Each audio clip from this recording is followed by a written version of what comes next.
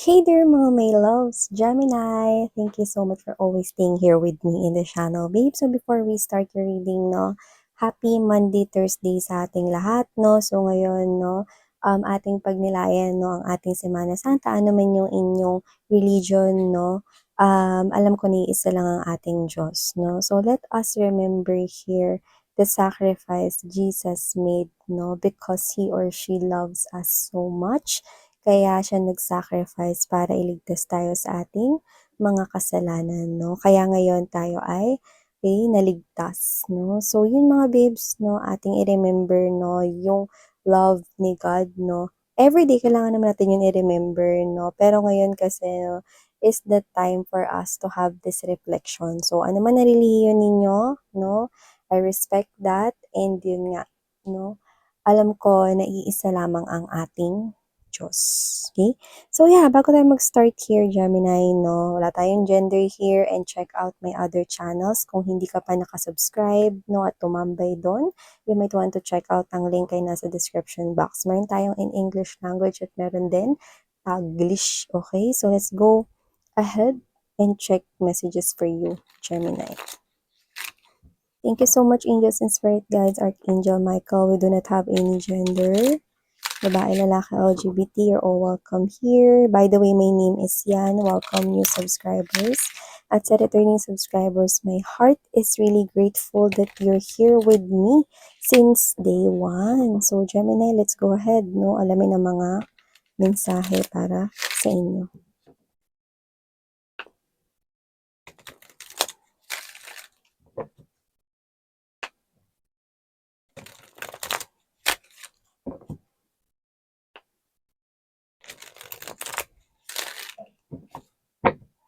Okay, so let's see, Gemini, anong meron here. Ilatag naman natin, we have here the Nine of Cups. Wow, gandang bungad yun, ah. Two of Wands energy, High Priestess, Eight of Coins, Ace of Coins, Justice and the High Priestess, Seven of Wands, Nine of Wands, the Ten of Wands right here. I think something here is bothering you. Gusto mo na talagang mawala tong problema mo na to. Parang matagal mo na itong iniisip or mas iniisip mo to recently, Gemini, no? Pero instead of not thinking about this, no?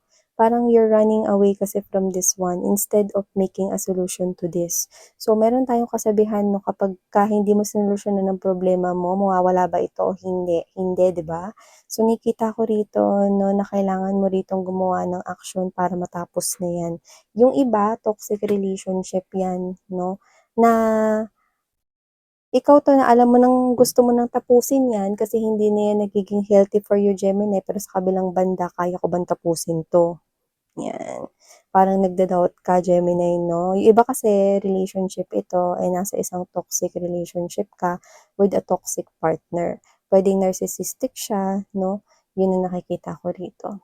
Yan. So, kung in relationship ka, may mga pinanghihinayangan ka rito, no?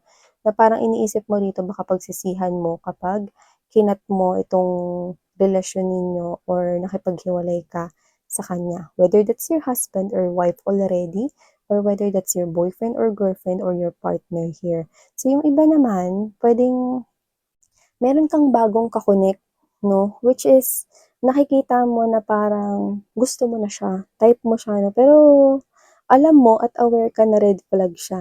Yan. Pero gusto mo pa rin ipagpatuloy yung pakikipag-usap sa kanya for some reason. Yan. So here, wala naman akong kahit na anong parang mga babes, no, na manghimasok sa inyong love life. Pero kung ganito na napapansin mo na red flag na siya, pero there's something about this person here na parang nahihirapan kang i-detach yung sarili mo. Yung iba kasi, pwedeng may mga youngsters pa rito na parang, meron kasi rito parang, ay gwapo naman kasi to eh. Or ay maganda naman kasi siya eh. Kaya kahit parang nangangamoy red flag, okay lang, no? So, for me, I think kung meron lang din naman na parang ilan-ilan na mga bagay na nagho-hold on sa'yo sa taong ito at mas lamang pa rin yung red flag niya, I think you need to think or assess here. Gusto mo bang magstay sa ganyang relationship? Paano 'pag lumalim pa yung emotions and feelings mo? Isn't it mas madaling makaalis habang mababaw pa ang koneksyon? Mas mahirap umalis kapagka nalubog ka na 'no, sa kumunoy ng emosyon, 'di ba? So kung ngayon 'no, kaya mo pang iligtas ang sarili mo, iligtas mo na girl, 'di ba? Or iligtas mo na boy. So wala tayong gender here, pero I'm seeing na there is something here that you've been thinking and it has something to do with this devilish energy, too much attachment, then it's not healthy for you. Think about this, no? Lalo na ngayon, walang pasok, no? And this is you, mas makakapag-isip ka pa. Pagod ka na dito, eh, tabingin na yung headband mo. Ito si boy, tabing yung headband. Ayun. Pagod ka na dito, you're tired, gusto mo nang makalaya from this one, pero for some reason, tinan mo, ang tindi ng kapit mo dito, parang binabantayan mo pa tong connection na 'to. Kasi iniisip mo baka manghinayang ka. From this type of energy, ba't ka manghihinayang kung gagaan yung pakiramdam mo? Tsaka nakakapanghinayang ba yung ganyan? Toxic siya, oh. 'Di nakakapanghinayang 'yan 'no, baka nga magpasalamat ka pa 'pag binitiwan mo na 'yan. Bakit miss 'yan? Kasi 'pag binitiwan mo na 'yan, may lumalabas rito na, um klase ng new love for you, 'no? And this is a wish fulfillment to you. At posibleng itong tao na 'to ay hindi mo pa nakikilala, pero makikilala mo na siya. Posibleng sa trabaho or sa business mo siya makilala, negosyo, doesn't have to be na makikipag-collab or makikipag-business siya sa'yo, Gemini. Pero posibleng siya yung bumibili lang kung meron ka man ditong business or a-avail ng service 'no, sa iyong business o ano man 'yan. Nakikita ko rito 'no, na this person here is not yet in your life, okay? Yung iba puwedeng makilala mo siya sa isang drinking, shop na parang kunyari milk tea house, coffee shop, ganyan 'no. So, posibleng gano'n 'yun, okey? So, nakikita ko rito 'no, na aside from that love life if you want that, nakita rin ako rito ng wish fulfillment pagdating sa pera ninyo. Basta pagbutihan niyo lang yung ginagawa ninyo 'no, huwag kang tatamarin, okey? Kasi yung iba nakikita ko rito na, posibleng yang ginagawa mo sa money is puwedeng hindi tuloy-tuloy. Like let's say, kunwari may trabaho ka ta's may sideline ka rin 'no, huwag mong itigil yung sideline mo, okey? Pagbuhusan mo pa rin 'yun ng panahon, pag-effortan mo pa rin kasi dun manggagaling yung wish fulfillment mo. That's what I'm picking up specifically for someone watching here, okay, or for some of you. So nakikita ko rito 'no, na kung hindi man yung sideline may kinalaman sa trabaho. So wag kang tatamarin 'no, 'pag merong binigay sa'yo na task or may binigay sa'yo dito na something unexpected, i-grab mo yun. Kasi nakikita ko rito, what if yun lang yung test sa'yo ng boss mo? What if tinitingnan niya 'no, at may bakanteng posisyon pala at puwede ka pala niyang ilagay dun. Ta's ikaw wala kang alam 'no, about that kasi busy ka with your work or busy ka with your own tasks right here, 'di ba? What if yun na pala yung sign 'no, kasi wish fulfillment ito. Alam mo ba na pag-angat 'to ng pera? Kasi kung sino kayo 'no, nakikita ko rito na iniingatan mo yung trabaho mo o kung ano man 'tong pinagkakakitaan mo rito 'no, na may kinalaman sa money, pentacles, or coins, 'yan. Aside from that, Gemini, nakita rin ako rito mga babes 'no, na meron kayo rito na bagay na puwedeng hindi napapansin sa paligid ninyo. Puwedeng nagfo-focus kayo ngayon sa mga bagay na hindi niyo dapat pagfokusan. I think you need to think about that. Yeah, aside from this love situation here, meron ditong mga bagay na parang pinagpopokusan kayo na mababaw 'yon. So, example, kung kayo ay nagfo-focus ngayon kunyari, nagfo-focus kayo sa pagbili ng mga material things or mga material na bagay 'no, pero meron kayong mga mahahalagang dapat na paglaanan. Puwedeng example ng pera niyo o may mga dapat kayong, kailangang itabi, 'di ba? Puwedeng napagsasantabi ninyo yung pag-iipon kasi marami naman kayong pera ngayon, yung mga gano'n or parang meron naman kasi kayong pera ngayon na pero at the larger vision 'no, parang mas na-i-indulge kayo ngayon sa pagbili ng mga bagay. Okey? Hindi ko kayo pinipigilan mga babes, yung lumabas dito. Ang sinasabi kasi dito is dahil may pera ka, bili ka ng bili ng mga material na bagay at yung mga material na bagay na yun, yun yung mga parang ano, damit, mga gano'n or parang yung mga gadget, ganyan, 'no? Yung hindi mo talaga matatawag na investment, okey? So here, mukhang sinasabi rito na kailangan yung money mo ay may mapuntahan ng maganda. Okay.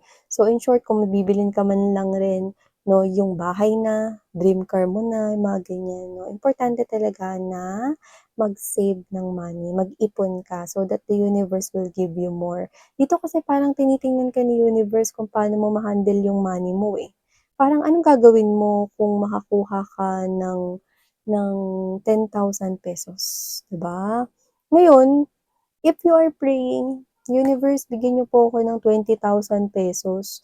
Pero yung 10,000 na unang binigay sa'yo ni universe na nakuha mo sa kung anumang paraan 'no, ang ginawa mo ginastos mo agad. Bumili ka ng TV, bumili ka appliances 'no, ta's wala nang natira sa'yo 'no. Pamasahe mo na lang ta's konti pa 'no, pantibog. Tapos you're asking the universe, "Universe, pahingi namang 20K 'no." And then the universe, "Bibigyan ko ba 'tong si Gemini?" Yung 10,000 niya hindi niya na-handle ng maayos, eh, wala siyang naitabi. Pati yung piso nasukli nung Shopee, naibili niya pa ng ano, paminta, 'di ba? So, mga babes, hindi ko sinasabing 'wag ubos-ubos biyaya, pero kailangan ninyo ngayon na maging mature, okey? Money, okey, is valuable, okey? And kailangan ito ay ma-spent really well. Okey lang na magbigay at i-treat natin ang sarili natin sa mga bagay-bagay, pero ngayon nakikita ko kasi na parang meron ditong nakahawak na money pero mukhang hindi nai-spent wisely. So you need to save at 'wag yung sobrang liit lang, itong ₱50. Kung kaya mo naman magtabi ng kaya mo talaga, taasan mo, 'di ba? Kasi ikaw rin naman yung magbe-benefit diyan tsaka magugulat ka, "Hala, ang laki na pala ng ipon ko." 'Di ba? Tapos 'pag oras ng kailangan mo hindi ka mamomroblema, chill ka lang baka nga sumipol-sipol ka pa at pakanta-kanta ka pa diyan, 'di ba? Kasi what, meron kang naitabi 'no, may pera ka. Tapos 'pag may naisip ka 'no, "Ay maganda atang negosyo yun, or puwede ko yung gawin." 'Yan 'no. Ang isipin mo is yung mas dapat mong pag-investan yung pera mo, 'yan 'no. May mga energy kasi tayo rito mga babes na hindi naman sa lustay kayo or what 'no, pero mukhang hindi niyo lang napapansin dahil nag-i-indulge kayo. Kasi nakikita ko rito meron na kayong perang hawak tapos naubos na yun sa mga kamay ninyo. Ngayon may pera kayong paparating rito 'no at may posibilidad na dumaan lang ulit yan sa palad mo, okey? Kasi magagastos mo lang ulit yan sa mga bagay na very light materials lang naman yung nakikita ko. Like ano-ano lang, hindi naman talaga for investment, 'yan yung nakita ko talaga dito 'no. Wag po kayong magalit sa reader, yun po yung nakita ko here. 'Yan 'no, so nakikita ko rito na meron ditong magandang, oportunidad sa perang parating sa inyo. Ngayon, nakikita ko ng malinaw yon. 'Pag dumating ito sa inyo, pera ang dala nito, okey? So the universe wants you to spend this wisely. Save money for yourself. Okay, save money for yourself. Di mo naman kailangan pumunta ng bangko babe, okey? Basta mag-ipon ka.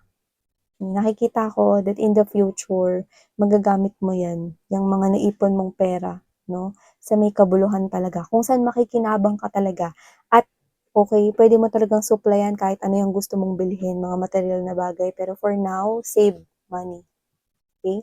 And I do see that with the High Priestess and there's this Justice card energy, I'm picking up that you're in your heart, if you're not, connected with anyone else, like you're single right now, sa puso mo gusto mo pa rin makahanap ng taong pakakasalin mo talaga or papakasal talaga sa'yo, yung tao talaga na na ime-maintain yung inyong relationship 'no, na effortlessly mamahalin ka niya at magiging totoo siya sa'yo, yung hindi sinungaling at yung tapat sana. Yun yung nakikita ko sa loob ng puso mo.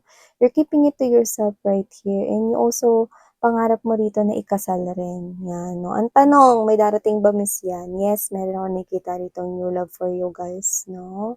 So, nakikita ko rito dahil merong new love 'no at narinig niyo 'to dito sa channel na 'to habang naka-headset kayo o kayo lang yung nakarinig, huwag niyong ikuda sa iba.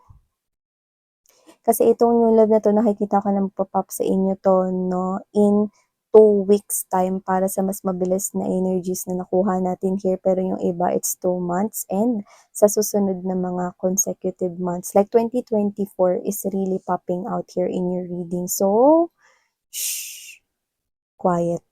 Keep quiet about that new love because nakikita kong paparating yan sa inyo.